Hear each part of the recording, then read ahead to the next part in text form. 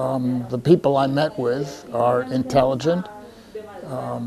They understand what journalism is, and they live within certain. They have to live and work within certain restrictions, and those restrictions are not unique in the world, but they make it more difficult for reporters to do a professional job, and that is to tell the truth. Here in Arad and in other places, and Arad is not the only place, who pays your salary determines a great deal about what you say.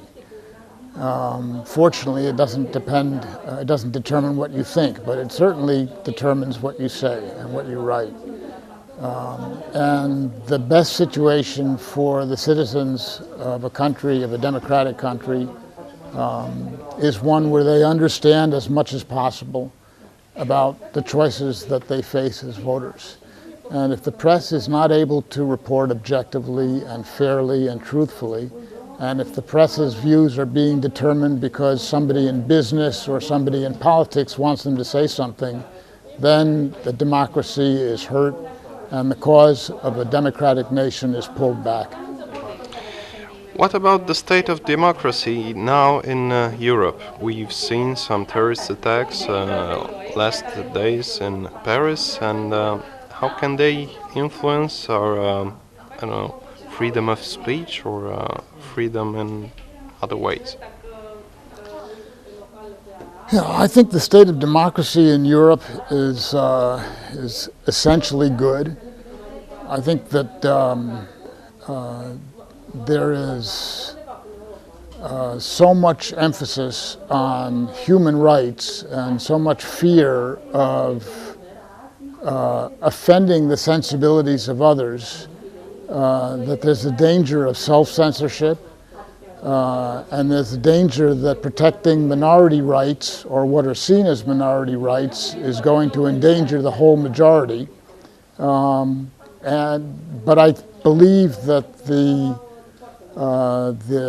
terrible terrorist attacks in Paris, both against the magazine Charlie Hebdo and the kosher synagogue, the kosher supermarket, and the past attacks against the synagogues, are reminders that the freedom does not come without a price, and that if the French people and Europe in general doesn't start to take seriously the threat that exists among them, that price is going to increase. There's a demographic problem here. And that problem was identified decades ago, and that is that non-Europeans threaten to become a majority in Europe. And it's up to Europeans to determine whether they make the non-Europeans, whether they encourage the non-Europeans to become Europeans, or whether they decide to put them in places where they live their own lives and where the European police don't go and where Sharia law exists. And if that's the direction that Europe takes, then it's going to find itself in much deeper trouble in the future. What about Romania in this context, adding to it that we have problems in Ukraine, which is very close. It's so-called buffer zone between Russia and NATO. Well, the great advantage, I'm happy to say, that Romania has is that it is a member of NATO. And the 5th article in NATO says that an attack upon one NATO country shall be regarded as an attack upon all NATO countries. Ukraine is not part of that alliance, and so Ukraine is not included in its protections. So there's a tremendous difference between Ukraine and Romania. I think that strengthening the alliance, bringing more troops into the eastern parts of it is all a good thing. I think that Mr. Putin has enough economic problems right now so that not only with the price of oil dropping below what's needed to sustain the Russian economy, but with the economic sanctions that have been imposed by the West, so that for the time being, at any rate, he has other things on his hands.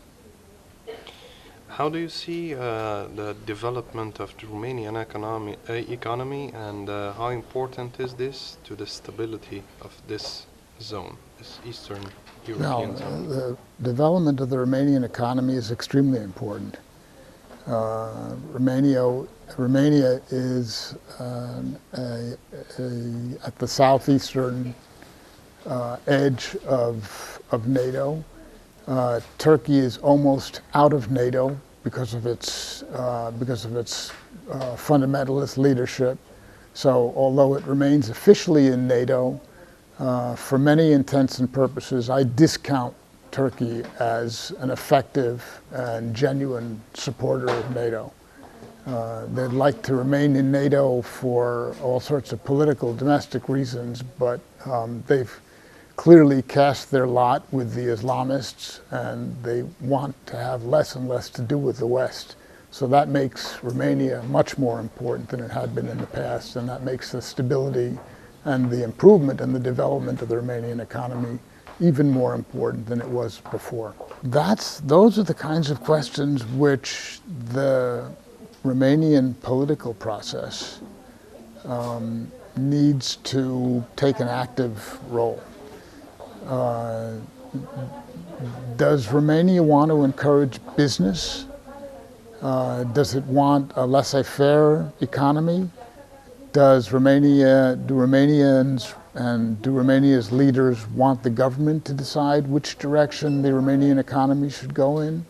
Those are all questions very important, and ones which Romanians need to decide themselves. I think personally that it's best to let the private sector make those decisions, and that it's probably not a good idea to let the government decide, well, we're going to say that industry is where we're going to get wealthy, or agriculture is where we're going to become more wealthy. That was tried once in Romania, and it was a disaster. So I think one of the important lessons from that disaster from Ceausescu is let the private sector decide. And we have to wait and see what the private sector decides. I think Romania is more important now than when it became a member of NATO because of Turkey and because of Iran.